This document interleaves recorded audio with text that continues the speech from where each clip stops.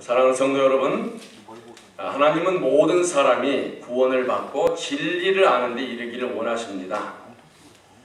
그런데 중요한 것은 모든 사람이 또한 구원을 받는 것은 아닙니다. 심지어 교회 안에서도 양과 염소가 있어서 교회 나오지만 영생에 들어가는 사람들이 있고 영벌에 들어가는 사람들도 있습니다. 오늘 여러분 본문 17절을 보시면 하나님의 집에서 심판을 시작할 때가 되었다 그랬습니다. 이 본문을 쭉 보니까요, 여기서 심판은 앞뒤 문맥을 볼 때 영벌을 받는 심판, 지옥을 가게 되는 심판을 말하는 것입니다. 17절 보면 하나님의 집이라고 했는데 하나님의 집은 교회입니다. 그러니까 교회에서 심판이 시작된다고 말씀합니다. 교회 나온다고 다 구원을 받고 다 천국 가는 것은 아니다. 교회에 앉아있다고 다 구원받고 다 천국 가는 것은 아니라는 말씀을 오늘 성경은 우리에게 굉장히 날카롭게 지적을 해주고 있습니다. 자, 그러면 우리가 어떻게 해야 구원을 받고 천국에 들어갈 수 있겠는가? 17절의 말씀을 계속 읽어보면 뒷부분에서 힌트를 주고 있는데요. 만일 우리에게 먼저 하면 하나님의 복음을 순종하지 않은 자들의 그 마지막은 어떠하겠는가? 무슨 말이냐면 교회만 나와서는 안 되고 복음에 대해서 복음에 순종하는 자가 되어야 된다. 그래야 영생에 이르게 된다 하는 것입니다.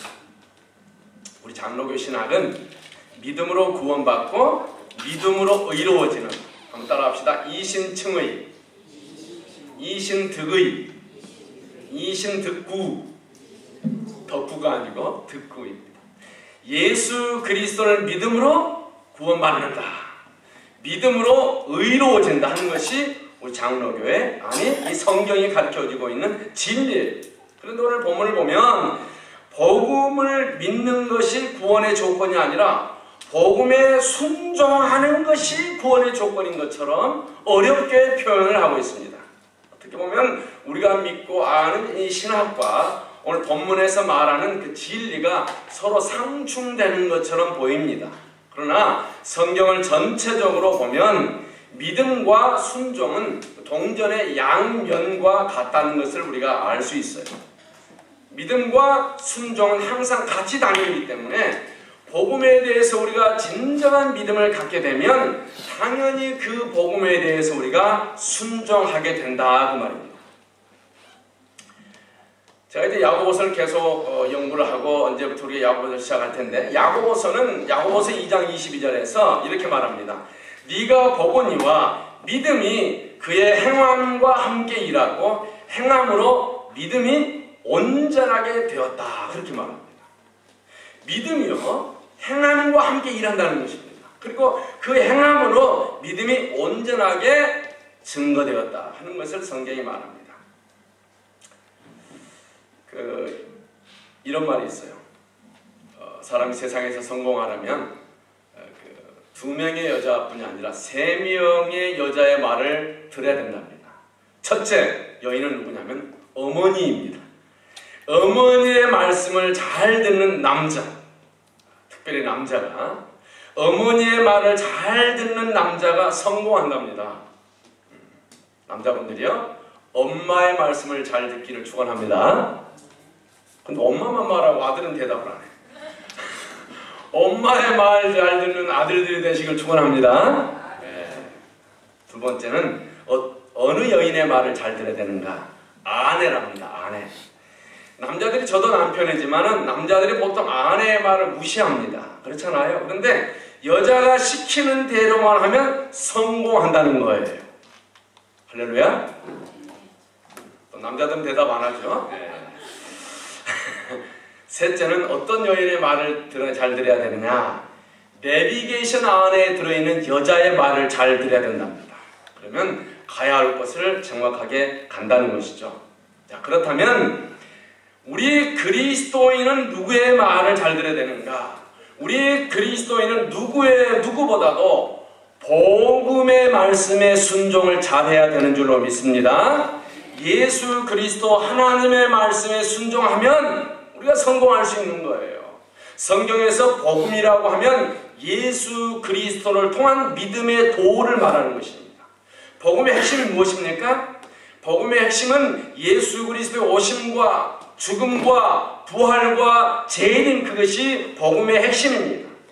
이 복음을 적용하는 것은 죄 없으신 그분의 공로를 나의 것으로 받아들이면 그 복음이 나의 복음이 되는 거예요. 아무리 남의 이야기를 들어도 필요 없어요. 그 복음을 내게 적용하기 위해서는 그 예수 그리스도의 피공로를 나의 것으로, 그분의 죽으심이 나를 위한 죽으심이다, 그분의 부활이 나를 위한 부활이다, 그분이 다시 오심은 나를 위한 다시 오심이라는 것으로 받아들여야 된다.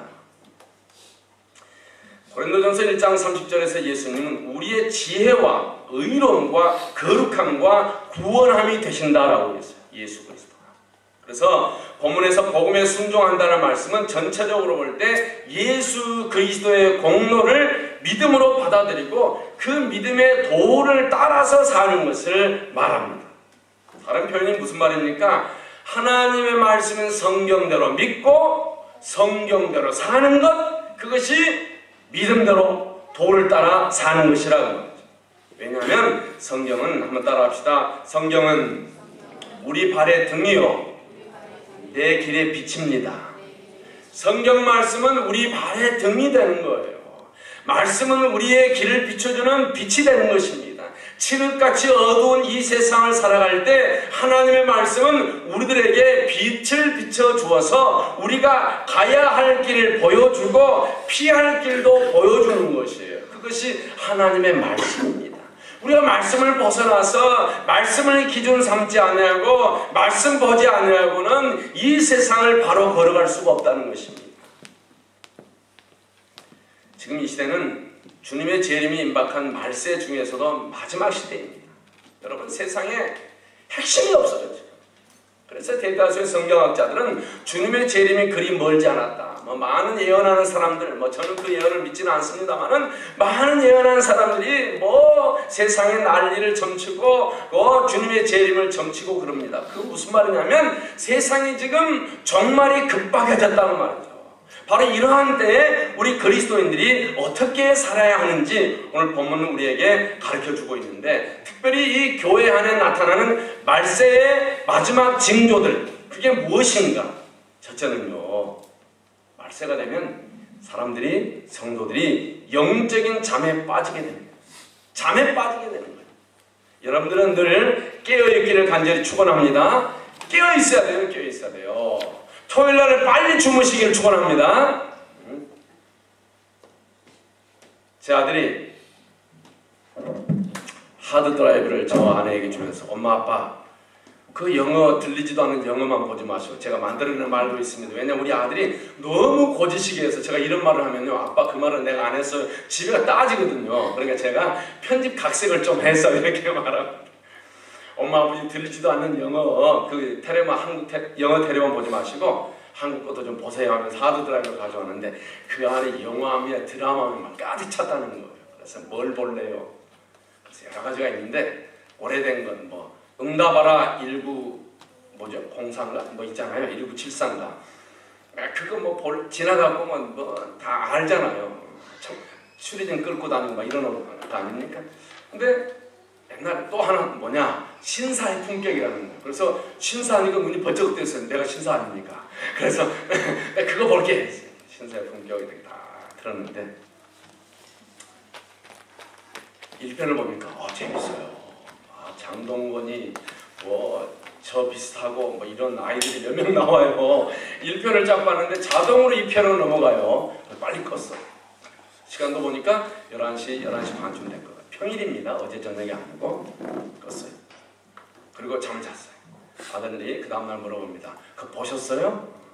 그래, 1편만 봤다. 2편 자동으로 넘어가더라. 너는 다 봤냐? 그래, 자기들 1편밖에 안 봤대. 그래서 제가 아내가 그랬어요. 야, 그거 빠지면 갑자기 허준이 생각이 난다. 우리 허준이 비디오 나올 때 허준 빌려봐서 여보 시작만 보고 자자. 다시 너무 궁금해 죽겠다. 시간 보니까 1시예요. 시작을 봤더니 시작은 별로 긴장도 안 돼요. 그런데 시작은 끝까지 보게 되잖아요. 그 다음 편 보고 나면 이게 왜 드라마를 이 비디오를 2시간씩 만들어놨어. 새벽 3시예요. 어떤 때는 3시 반 4시도 되는 거예요. 그 다음날 머리 아파 막 죽는 거예요. 그냥 하루가 깨져버려요. 허준이 생각이 나서 그런 거 안 봐요. 그래서 제 아내와 제가 아들에게 말해요. 아들아, 그런 거 말고 단편짜리 1시간 딱 보고 말까, 1시간 반 보고 말까, 그것 좀 주라. 그러면 시원하겠다. 이 드라마 보면 우리가 못 본다. 그래서 우리가 대장금도 못 봤다. 제가 탈북자 만나보니까 탈북자도 대장금 보고 왔더라고요. 세상에. 그래서 내가 그랬어요. 내가 당신보다 못해요. 나는 대장금도 못 봤습니다. 그랬더니 그것도 못 봤시오. 우리 다 봤습니다. 그러더라고요. 늦게까지 텔레 보면 그나마 그 다음날 졸게 돼 있어요. 평일날 보세요. 그런데 토요일날은 빨리 자세요. 토요일은요, 목사만 늦게까지 있으면 돼요. 뭐 하느라고? 설교 준비하느라고. 저도 토요일날은 빨리 자려고 해요. 늦어도 1시 전에는 자려고 해요. 왜? 주일날 아침에 또 일어나서 또 점검해야 되니까. 그런데 여러분, 늦게 자면 안 됩니다. 토요일날 일찍 주무시기를 간절히 축원합니다. 대답도 안 해요.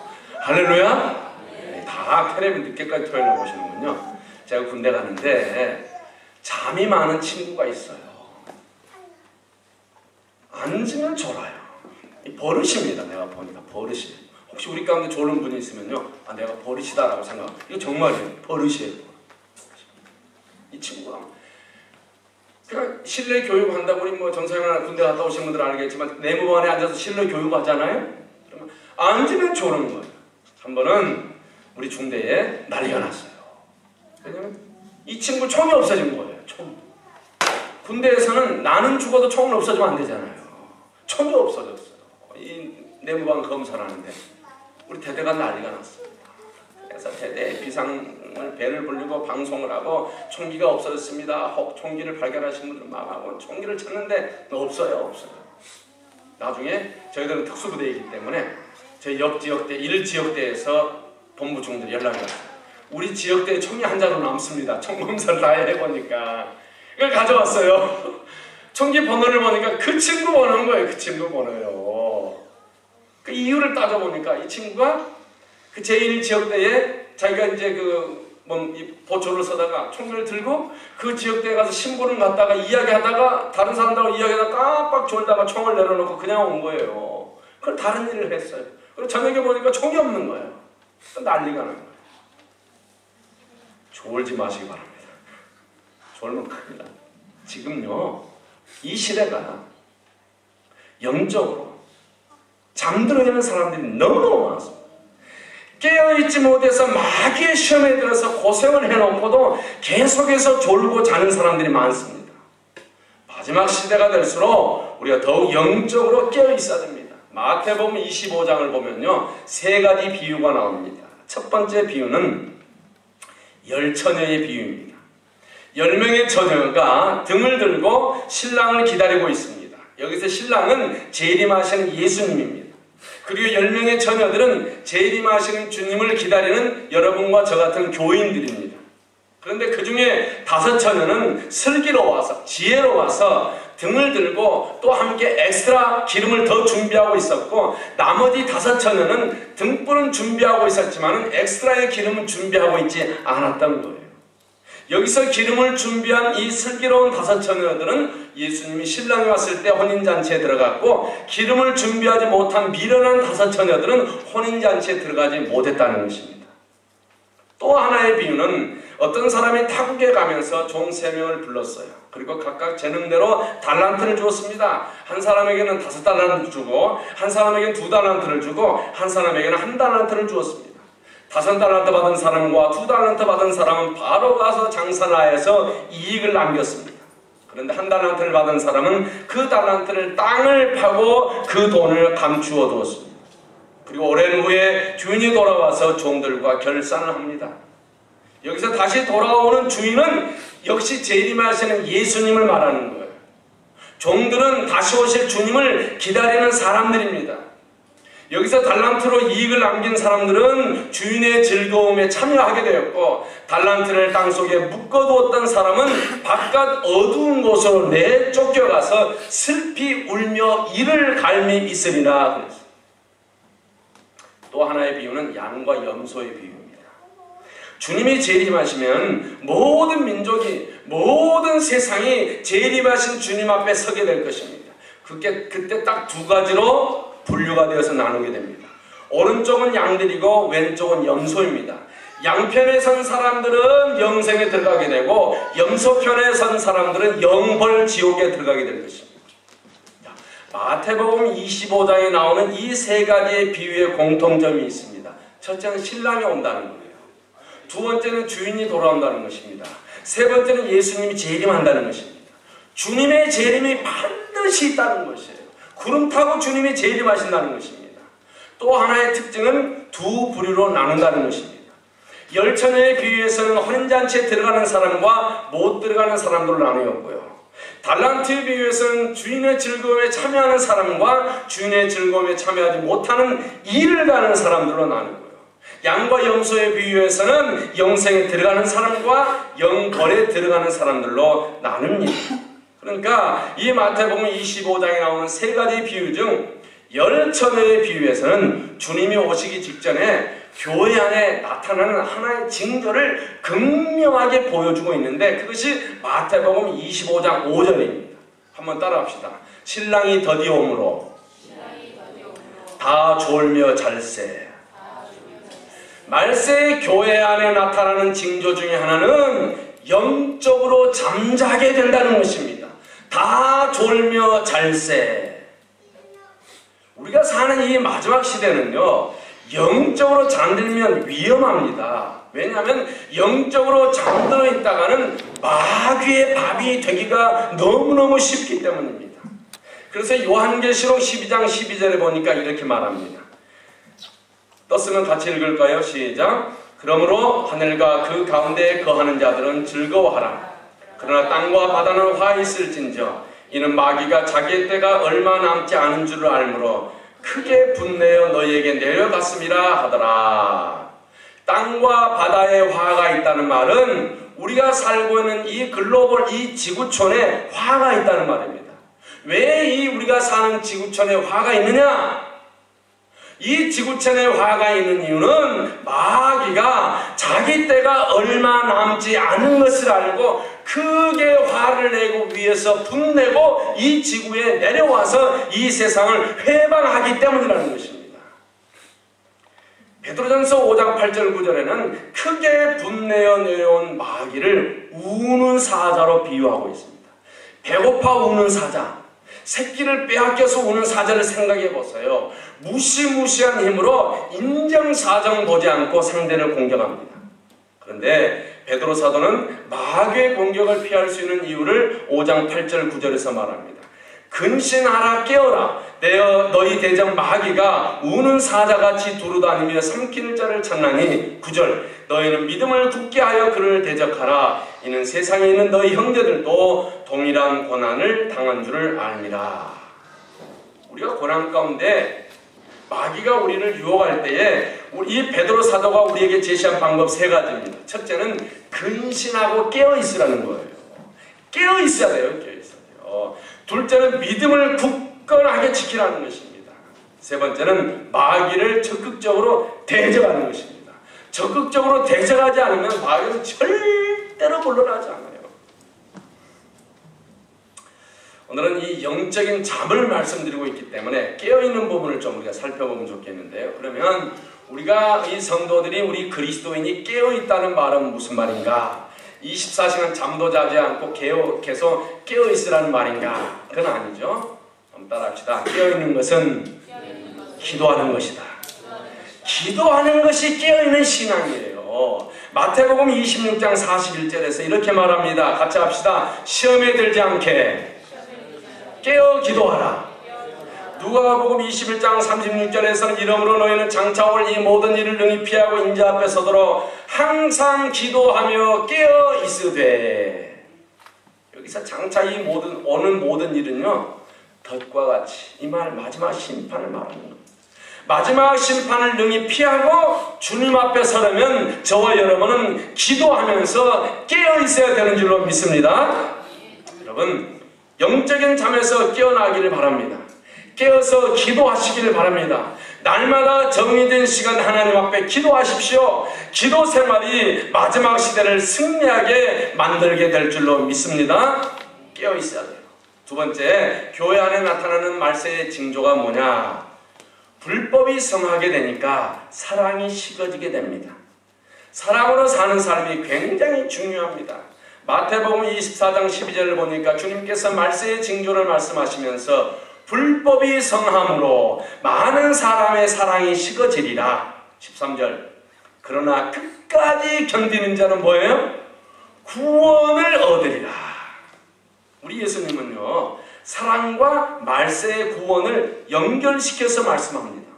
왜냐하면 마지막 때는 많은 환란이 있기 때문에 사람들의 마음이 강팍해집니다. 마음이 강팍해지면요, 당연히 사랑이 식어지게 되어 있어요. 그러나 끝까지 견디라는 거죠. 왜냐하면 우리의 구원은요, 믿음으로 받지만은 우리의 믿음의 역사는 사랑으로 확인되는 거예요. 갈라디아서 5장 6절 보면 그리스도 예수 안에서는 할례나 무할례나 효력이 없으되 사랑으로서 역사하는 믿음뿐이니라. 할렐루야. 여기서 말하는 사랑이 어떤 사랑이냐? 아가페 사랑입니다. 아가페 사랑은 육신적이고 인간적인 사랑이 아닌 무조건적인 하나님의 사랑입니다. 그래서 요한일서 4장 8절에서 요한 사도는 이렇게 말합니다. 사랑하지 아니하는 자는 하나님을 알지 못하나니 이는 하나님은 사랑이심이라. 하나님은 아가페 사랑입니다.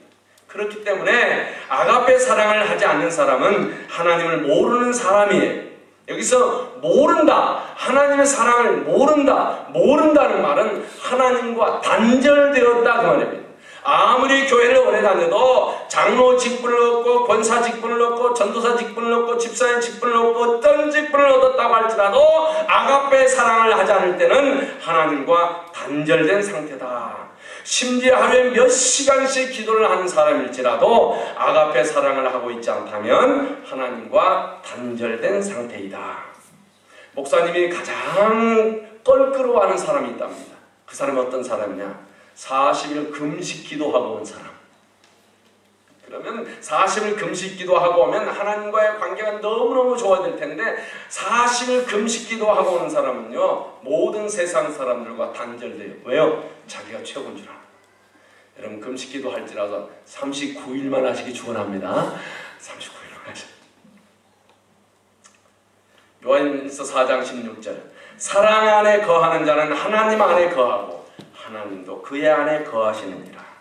우리가 아가페 사랑을 하는 그 시간은 하나님께서 내 안에, 내가 하나님 안에 거하고 있는 것입니다.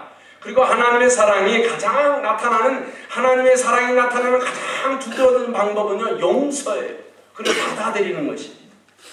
하나님께서 우리를 사랑하셔서 독생자를 보내주셨고 예수 그리스도의 공로를 믿는 자를 용서하시고 하나님은 그들을 받아들여 주셨어요. 용서하시고 받아들여 주셨어요. 그래서 예수님을 믿는 사람들이 하나님의 자녀가 되고 영원한 천국에 들어가게 되었고 이 땅에서 하나님의 은혜와 축복을 누리면서 살 수가 있는 것입니다. 집을 나가면서 그냥 나가는 것이 아니고 전 재산을 가져간 탕자, 이 탕자의 아버지는 그의 아들 돌아온 탕자를 용서하고 받아주었어요.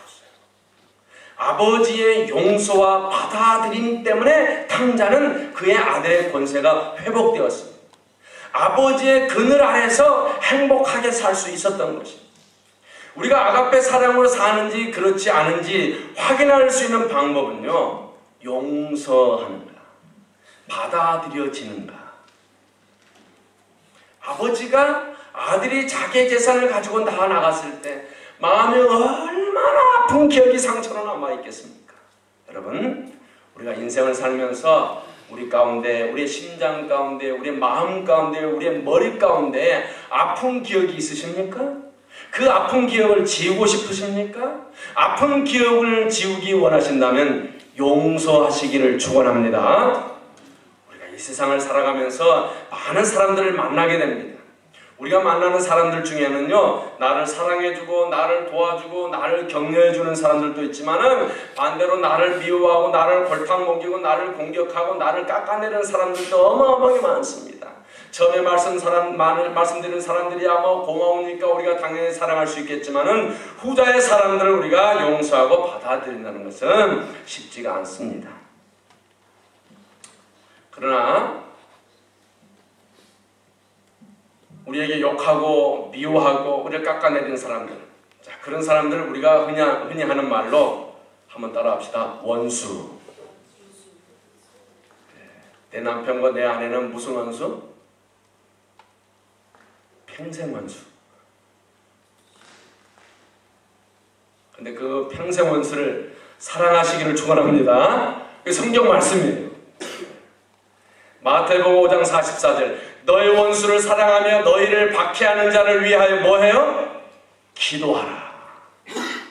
우리가 교회 와서 사람들이 착각하는 것 가운데 하나가 교회에 오면 천국 생활하는 줄 알아요. 교회 생활을 천국 생활처럼 하려고 하면 우리가 시험에 듭니다. 왜냐하면 이 땅의 교회는 어떤 교회냐? 전투하는 교회예요. 지상의 교회는 싸우는 교회입니다. 사탄의 역사가 있어요. 그리고 육신을 입은 사람들의 모임이기 때문에 시기가 있고 질투가 있고 미움이 있고 다툼이 있는 거예요. 사람들이 모이다 보면 나를 힘들게 하는 사람도 있고요. 눈에 거슬리는 사람도 있습니다. 때로는 함께 부딪히다 보면요. 다시는 보고 싶지 않은 사람도 나오게 되고요. 심지어 원수처럼 생각되는 사람도 있을 수 있습니다. 하지만 절대 상대를 공격하지 마십시오. 상처를 받았다고 돌려주지 마시길 바랍니다. 내가 그를 물어서 그를 죽이면요. 그만 죽는 것이 아니라 나도 죽게 되어 있습니다. 남아프리카에서 선교하는 한 선교사님이 정글에 들어갔더니 코프라 뱀하고 이 맘마뱀, 큰 뱀인데 맘마뱀이 싸우는 것을 봤습니다. 코프라 하면 우리가 독이 굉장히 세잖아요. 그런데 이 코브라하고 이 맘마뱀하고 싸우는데 코브라가 맘마뱀을 물었어요. 독이 얼마나 진합니까? 그래서 이 맘마뱀이 죽어버렸어요. 꿈틀꿈틀하다가 죽어버렸어요. 코브라가 이렇게 서 있다가 독을 콕 품다가 그 맘마뱀을 먹기 시작합니다. 야금야금 먹습니다. 반쯤 맘마뱀을 먹더니 코브라가 푹 쓰러져서 죽어버렸어요. 왜 죽었을까요? 코브라가 물어서 죽인 그 맘마뱀 속에 있는 코브라 독이 코브라 자신도 죽이게 한 것이에요. 결국은 원수를 죽인 그 독이 자기에게로 돌아와서 자기를 죽이고 말았다. 선교사님이 크게 느낀 것이 있었답니다. 우리가 이웃을 죽이면 그 독이 우리에게 돌아와서 우리를 죽인다는 것입니다. 내가 남을 심히 괴롭히면 그로서 내가 만족한 것 같지만 그 고통이 돌아와서 나를 괴롭게 한다는 것입니다. 주님은 십자가를 지실 때 도살장 앞에서 잠잠한 양같이 그 상황을 받아들이셨습니다. 그런 상황에서도 원수를 위하여서 기도하셨습니다. 그런데 우리가 주님처럼 산다는 것은 인간적인 능력으로 불가능합니다. 그래서 우리가 해야 할 것은 성령님의 도움을 받아야 합니다. 내 힘으로는 안 됩니다. 성령님의 도움을 받으면 가능한 줄로 믿습니다. 원수를 만나면 성령님의 도움을 구하시기를 축원합니다. 성령님은 우리의 연약함을 보셔서 원수까지 용서하고 받아들이게 해 주실 줄로 믿습니다. 세 번째 교회에 나타난 말세의 징조는 진리에서 떠나게 된다는 것입니다. 디모데후서 4장 3절 보니까 때가 이르리니 사람이 바른 교훈을 받지 아니하며 귀가 가려워서 자기의 사욕을 따를 스승을 많이 두고 또 그 귀를 진리에서 돌이켜 허탄한 이야기를 따르리라 하고 말씀합니다. 사람들이 바른 교훈을 받지 않습니다. 그리고 자기의 욕심에 맞는 말을 하는 사람들을 스승으로 따릅니다. 자기 귀에 듣기 좋은 소리를 하는 사람을 따르는, 반면에 철저하게 성경적 진리만을 말하는 사람은 배척합니다. 그리고 그런 사람들을 향하여서 독선자라고 독선적이라고 공격합니다. 사람들은 바른 말보다 자기 비위에 맞는 말을 하는 사람을 좋아합니다. 얼마 전에 저는 이런 이야기를 들었습니다. 목사님은 사람들 듣기에 좋은 소리만 안 하잖아요. 어렵습니까? 참 좋은 말 아닙니까? 저는 아주 큰 칭찬이라고 생각합니다. 목사는 당연히 그래야 된다고 생각합니다. 사람들 듣기에 좋은 소리만 안 하잖아요. 하지만 이 말을 되돌아 생각해 보니까 사람들 듣기 싫은 말을 한다는 것이에요. 사람들 듣기 싫은 말을 하면 누가 좋아합니까? 누구든지 듣기 좋은 소리만 듣고 싶어 합니다. 듣기 싫은 소리 하면 그 사람까지 싫어지는 것입니다. 어쩌면 제가 이렇게 핑계를 대봐요. 어쩌면 우리 행복한 교회가 대형 교회가 될 수 있을 것이다. 저는 아직도 꿈꾸고 그 친구가 지금도 미워요. 김지형 전도사라는 분인데 남서울교회 전도로 있었는데 남자입니다. 여자가 아니고요. 이 김지영 전사님이 저보고 그래요. 야, 우리 100명 전사들 가운데 졸업하면 이 목회 가장 잘할 사람은 유정호 전사님밖에 없다. 제가 그 소리에 속아서 지금까지 살아왔어요. 그런데 우리 교회가 대형 교회가 될 수 없는 이유 가운데 하나가 목사가 성경이 죄라고 하면 죄라고 말하는 것 때문이 아닐까. 그런데 목사가 성경에서 죄를